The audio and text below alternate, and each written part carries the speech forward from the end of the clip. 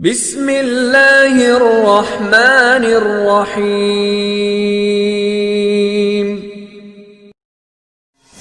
ہرقل شاہ روم نے قریش کے قافلے میں ایک آدمی بلانے کو بھیجا، اور اس وقت یہ لوگ تجارت کے لیے ملک شام گئے ہوئے تھے، اور یہ وہ زمانہ تھا جب رسول اللہ صلی اللہ علیہ وسلم نے قریش اور ابو سفیان سے ایک وقتی عہد کیا ہوا تھا۔ جب ابو سفیان اور دوسرے لوگ ہرقل کے پاس ایلیا پہنچے جہاں ہرقل نے دربار طلب کیا تھا، اس کے گرد روم کے بڑے بڑے لوگ، علماء، وزراء و امراء بیٹھے ہوئے تھے۔ ہرقل نے ان کو اور اپنے ترجمان کو بلوایا، پھر ان سے پوچھا کہ تم میں سے کون شخص مدعی رسالت کا زیادہ قریبی عزیز ہے؟ ابو سفیان کہتے ہیں کہ میں بول اٹھا کہ میں اس کا سب سے زیادہ قریبی رشتہ دار ہوں۔ یہ سن کر ہرقل نے حکم دیا کہ اس ابو سفیان کو میرے قریب لا کر بٹھاؤ اور اس کے ساتھیوں کو اس کی پیٹھ کے پیچھے بٹھا دو۔ پھر اپنے ترجمان سے کہا کہ ان لوگوں سے کہہ دو کہ میں ابو سفیان سے اس شخص یعنی محمد صلی اللہ علیہ وسلم کے حالات پوچھتا ہوں، اگر یہ مجھ سے کسی بات میں جھوٹ بول دے تو تم اس کا جھوٹ ظاہر کر دینا۔ ابو سفیان کا قول ہے کہ خدا کی قسم اگر مجھے یہ غیرت نہ آتی کہ یہ لوگ مجھ کو جھٹلائیں گے تو میں آپ صلی اللہ علیہ وسلم کی نسبت ضرور غلط گوئی سے کام لیتا۔ خیر، پہلی بات جو ہرقل نے مجھ سے پوچھی وہ یہ کہ اس شخص کا خاندان تم لوگوں میں کیسا ہے؟ میں نے کہا وہ تو بڑے اونچے عالی نسب والے ہیں۔ کہنے لگا اس سے پہلے بھی کسی نے تم لوگوں میں ایسی بات کہی تھی؟ میں نے کہا نہیں۔ کہنے لگا اچھا اس کے بڑوں میں کوئی بادشاہ ہوا ہے؟ میں نے کہا نہیں۔ پھر اس نے کہا بڑے لوگوں نے اس کی پیروی اختیار کی ہے یا کمزوروں نے؟ میں نے کہا نہیں، کمزوروں نے۔ پھر کہنے لگا اس کے تابعدار روز بڑھتے جاتے ہیں یا کوئی ساتھی پھر بھی جاتا ہے؟ میں نے کہا نہیں۔ کہنے لگا کیا اپنے اس دعویٰ نبوت سے پہلے کبھی کسی بھی موقع پر اس نے جھوٹ بولا ہے؟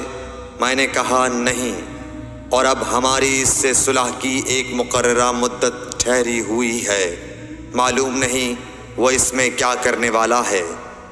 ابو سفیان کہتے ہیں میں اس بات کے سوا اور کوئی جھوٹ اس گفتگو میں شامل نہ کر سکا۔ ہرقل نے کہا کیا تمہاری اس سے کبھی لڑائی بھی ہوئی ہے؟ ہم نے کہا کہ ہاں۔ بولا پھر تمہاری اور اس کی جنگ کا کیا حال ہوتا ہے؟ میں نے کہا لڑائی ڈول کی طرح ہے، کبھی وہ ہم سے میدان جنگ جیت لیتے ہیں اور کبھی ہم ان سے جیت لیتے ہیں۔ ہرقل نے پوچھا وہ تمہیں کس بات کا حکم دیتا ہے؟ میں نے کہا وہ کہتا ہے کہ صرف ایک اللہ ہی کی عبادت کرو، اس کا کسی کو شریک نہ بناؤ، اور اپنے باپ دادا کی شرک کی باتیں چھوڑ دو، اور ہمیں نماز پڑھنے، سچ بولنے، پرہیزگاری اور صلہ رحمی کا حکم دیتا ہے۔ یہ سب سن کر پھر ہرقل نے اپنے ترجمان سے کہا کہ ابو سفیان سے کہہ دے کہ میں نے تم سے اس کا نسب پوچھا تو تم نے کہا کہ وہ ہم سے عالی نسب ہے، اور پیغمبر اپنی قوم میں عالی نسب ہی بھیجے جایا کرتے ہیں۔ میں نے تم سے پوچھا کہ دعویٰ نبوت کی یہ بات تمہارے اندر اس سے پہلے کسی اور نے بھی کہی تھی؟ تو تم نے جواب دیا کہ نہیں۔ تب میں نے اپنے دل میں کہا کہ اگر یہ بات اس سے پہلے کسی اور نے کہی ہوتی تو میں سمجھتا کہ اس شخص نے بھی اسی بات کی تقلید کی ہے جو پہلے کہی جا چکی ہے۔ میں نے تم سے پوچھا کہ اس کے بڑوں میں کوئی بادشاہ بھی گزرا ہے؟ تو تم نے کہا کہ نہیں۔ تو میں نے دل میں کہا کہ ان کے بزرگوں میں سے کوئی بادشاہ ہوا ہوگا تو کہہ دوں گا کہ وہ شخص اس بہانے اپنے آباء و اجداد کی بادشاہت اور ان کا ملک دوبارہ حاصل کرنا چاہتا ہے۔ اور میں نے تم سے پوچھا کہ اس بات کے کہنے یعنی پیغمبری کا دعویٰ کرنے سے پہلے تم نے کبھی اس کو دروغ گوئی کا الزام لگایا ہے؟ تم نے کہا کہ نہیں۔ تو میں نے سمجھ لیا کہ جو شخص آدمیوں کے ساتھ دروغ گوئی سے بچے وہ اللہ کے بارے میں کیسے جھوٹی بات کہہ سکتا ہے۔ اور میں نے تم سے پوچھا کہ بڑے لوگ اس کے پیرو ہوتے ہیں یا کمزور آدمی؟ تم نے کہا کمزوروں نے اس کی اتباع کی ہے۔ تو دراصل یہی لوگ پیغمبروں کے متبعین ہوتے ہیں۔ اور میں نے تم سے پوچھا کہ اس کے ساتھی بڑھ رہے ہیں یا کم ہو رہے ہیں؟ تم نے کہا کہ وہ بڑھ رہے ہیں، اور ایمان کی کیفیت یہی ہوتی ہے حتیٰ کہ وہ کامل ہو جاتا ہے۔ اور میں نے تم سے پوچھا کہ آیا کوئی شخص اس کے دین سے ناخوش ہو کر مرتد بھی ہو جاتا ہے؟ تم نے کہا نہیں۔ تو ایمان کی خاصیت بھی یہی ہے، جن کے دلوں میں اس کی مسرت رچ بس جائے وہ اس سے لوٹا نہیں کرتے۔ اور میں نے تم سے پوچھا کہ آیا وہ کبھی عہد شکنی کرتے ہیں؟ تم نے کہا نہیں۔ پیغمبروں کا یہی حال ہوتا ہے، وہ عہد کی خلاف ورزی نہیں کرتے۔ اور میں نے تم سے کہا کہ وہ تم سے کس چیز کے لیے کہتے ہیں؟ تم نے کہا کہ وہ ہمیں حکم دیتے ہیں کہ اللہ کی عبادت کرو، اس کے ساتھ کسی کو شریک نہ ٹھہراؤ، اور تمہیں بتوں کی پرستش سے روکتے ہیں، سچ بولنے اور پرہیزگاری کا حکم دیتے ہیں۔ لہٰذا اگر یہ باتیں جو تم کہہ رہے ہو سچ ہیں تو ان قریب وہ اس جگہ کا مالک ہو جائے گا کہ جہاں میرے یہ دونوں پاؤں ہیں۔ مجھے معلوم تھا کہ وہ پیغمبر آنے والا ہے، مگر مجھے یہ معلوم نہیں تھا کہ وہ تمہارے اندر ہوگا۔ اگر میں جانتا کہ اس تک پہنچ سکوں گا تو اس سے ملنے کے لیے ہر تکلیف گوارا کرتا۔ اگر میں اس کے پاس ہوتا تو اس کے پاؤں دھوتا۔ ہرقل نے رسول اللہ صلی اللہ علیہ وسلم کا وہ خط منگایا جو آپ نے وحیہ کلبی رضی اللہ تعالیٰ عنہ کے ذریعے حاکم بصرہ کے پاس بھیجا تھا، اور اس نے وہ ہرقل کے پاس بھیج دیا تھا۔ پھر اس کو پڑھا تو اس میں لکھا تھا، اللہ کے نام کے ساتھ جو نہایت مہربان اور رحم والا ہے۔ اللہ کے بندے اور اس کے پیغمبر محمد صلی اللہ علیہ وسلم کی طرف سے یہ خط ہے شاہ روم کے لیے۔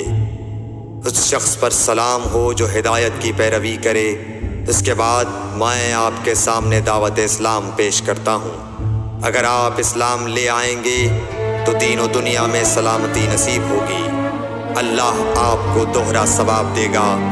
اور اگر آپ میری دعوت سے روگردانی کریں گے تو آپ کی رعایا کا گناہ بھی آپ ہی پر ہوگا۔ اور اے اہل کتاب، ایک ایسی بات پر آ جاؤ جو ہمارے اور تمہارے درمیان یکساں ہے، وہ یہ کہ ہم اللہ کے سوا کسی کی عبادت نہ کریں اور کسی کو اس کا شریک نہ ٹھہرائیں، اور نہ ہم میں سے کوئی کسی کو خدا کے سوا اپنا رب بنائے۔ پھر اگر وہ اہل کتاب اس کتاب سے منہ پھیر لیں تو مسلمانوں، تم ان سے کہہ دو کہ تم مانو یا نہ مانو، ہم ایک خدا کے اطاعت گزار ہیں۔ ابو سفیان کہتے ہیں، جب ہرقل نے جو کچھ کہنا تھا کہہ دیا اور خط پڑھ کر فارغ ہوا تو اس کے ارد گرد بہت شور و غوغا ہوا، بہت سی آوازیں اٹھیں اور ہمیں باہر نکال دیا گیا۔ تب میں نے اپنے ساتھیوں سے کہا کہ ابو کبشہ کے بیٹے حضرت صلی اللہ علیہ وسلم کا معاملہ تو بہت بڑھ گیا۔ دیکھو تو اس سے بنی اصفر روم کا بادشاہ بھی ڈرتا ہے۔ مجھے اس وقت سے اس بات کا یقین ہو گیا کہ حضور صلی اللہ علیہ وسلم ان قریب غالب ہو کر رہیں گے، حتیٰ کہ اللہ نے مجھے مسلمان کر دیا۔ راوی کا بیان ہے کہ ابن ناطور ایلیا کا حاکم ہرقل کا مصاحب اور شام کے نصارہ کا لاٹ پادری بیان کرتا تھا کہ ہرقل جب ایلیا آیا ایک دن صبح کو پریشان اٹھا تو اس کے درباریوں نے دریافت کیا کہ آج ہم آپ کی حالت بدلی ہوئی پاتے ہیں، کیا وجہ ہے؟ ابن ناطور کا بیان ہے کہ ہرقل نجومی تھا، علم نجوم میں وہ پوری مہارت رکھتا تھا۔ اس نے اپنے ہم نشینوں کو بتایا کہ میں نے آج رات ستاروں پر نظر ڈالی تو دیکھا کہ ختنہ کرنے والوں کا بادشاہ ہمارے ملک پر غالب آ گیا ہے۔ بھلا اس زمانے میں کون لوگ ختنہ کرتے ہیں؟ انہوں نے کہا کہ یہود کے سوا کوئی ختنہ نہیں کرتا، سو ان کی وجہ سے پریشان نہ ہوں۔ سلطنت کے تمام شہروں میں یہ حکم لکھ بھیجیے کہ وہاں جتنے یہودی ہوں سب قتل کر دیے جائیں۔ وہ لوگ انہی باتوں میں مشغول تھے کہ ہرقل کے پاس ایک آدمی لایا گیا جسے شاہ غسان نے بھیجا تھا۔ اس نے رسول اللہ صلی اللہ علیہ وسلم کے حالات بیان کیے۔ جب ہرقل نے سارے حالات سن لیے تو کہا کہ جا کر دیکھو وہ ختنہ کیے ہوئے ہے یا نہیں۔ انہوں نے اسے دیکھا تو بتلایا کہ وہ ختنہ کیا ہوا ہے۔ ہرقل نے جب اس شخص سے عرب کے بارے میں پوچھا تو اس نے بتلایا کہ وہ ختنہ کرتے ہیں۔ تب ہرقل نے کہا کہ یہی محمد صلی اللہ علیہ وسلم اس امت کے بادشاہ ہیں جو پیدا ہو چکے ہیں۔ پھر اس نے اپنے ایک دوست کو رومیہ خط لکھا اور وہ بھی علم نجوم میں ہرقل کی طرح ماہر تھا۔ پھر وہاں سے ہرقل حمص چلا گیا۔ ابھی حمص سے نکلا نہیں تھا کہ اس کے دوست کا خط اس کے جواب میں آ گیا۔ اس کی رائے بھی حضور صلی اللہ علیہ وسلم کے ظہور کے بارے میں ہرقل کے موافق تھی کہ محمد صلی اللہ علیہ وسلم واقعی پیغمبر ہیں۔ اس کے بعد ہرقل نے روم کے بڑے آدمیوں کو اپنے حمص کے محل میں طلب کیا اور اس کے حکم سے محل کے دروازے بند کر لیے گئے۔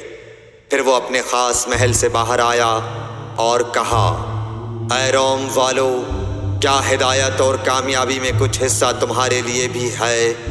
اگر تم اپنی سلطنت کی بقا چاہتے ہو تو پھر اس نبی صلی اللہ علیہ وسلم کی بیعت کر لو اور مسلمان ہو جاؤ۔ یہ سننا تھا کہ پھر لوگ وحشی گدھوں کی طرح دروازوں کی طرف دوڑے، مگر انہیں بند پایا۔ آخر جب ہرقل نے اس بات سے ان کی یہ نفرت دیکھی اور ان کے ایمان لانے سے مایوس ہو گیا تو کہنے لگا کہ ان لوگوں کو میرے پاس لاؤ۔